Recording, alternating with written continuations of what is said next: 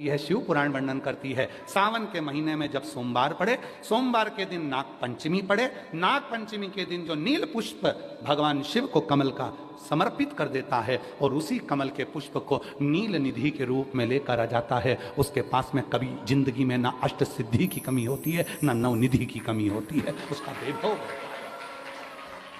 वैभव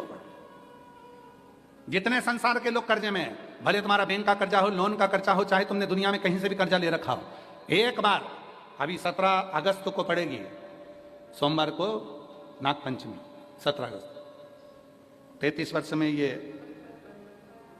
7वीं बार आ रही, बहुत रुक रुक के आती है सोमवार के,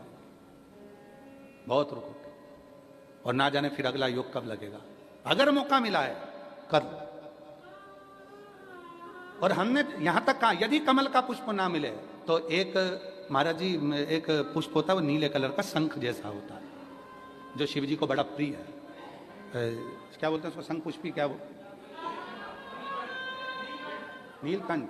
हाँ एक नीले कलर का होता है। अभी तो यहाँ पर है नहीं, हम प्रयास करेंगे आपको उसका दर्शन कराए। चढ़ा है, लाओ चढ़ा है, लाओ लाओ। अच्छा यहाँ मिलता है, अच्छा हाँ ये देखो, अगर मान लो तुम्हें नील कमल ना मिले, नील कमल प्राप्त ना हो, कहीं सरोवर तालाब में अभी बहुत बारिश हो रही है, कहीं जाना नहीं, नील कमल नहीं मिल रहा है, तो ये नीला पुष्प अगर आपको मिल जाए, एक बार नील निधि के नाम से शिव को समर्पित करना और बाबा को समर्पित कर कर उसी को वापस लेकर आना। बाबा मेरे घर में अष्ट सिद्धि नवनिधि निवास करे, कृपा करना। 1 साल के अंदर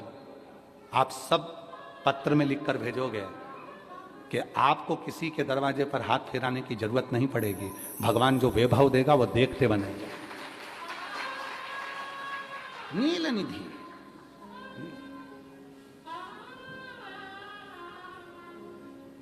कौन सा दिन है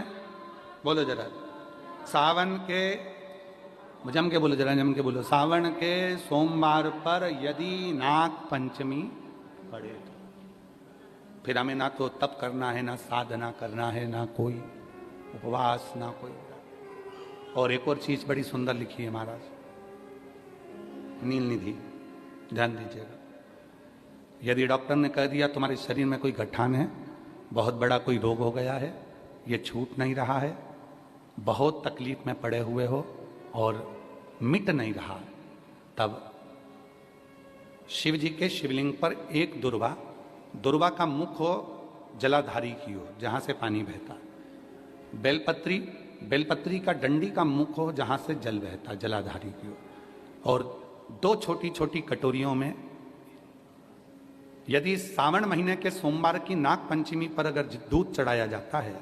और उसको दूध चढ़ी हुई बेलपत्री और दुर्वा दोनों को लेकर आया जाता है, दुर्वा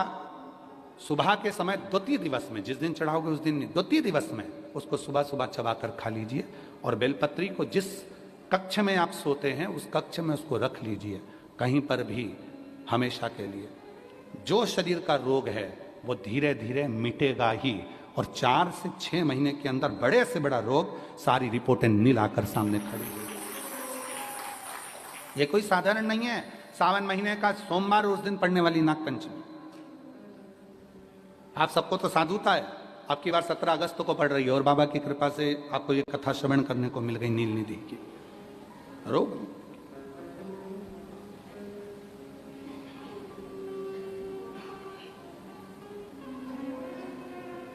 और हे शंभु बाबा मेरे तीनों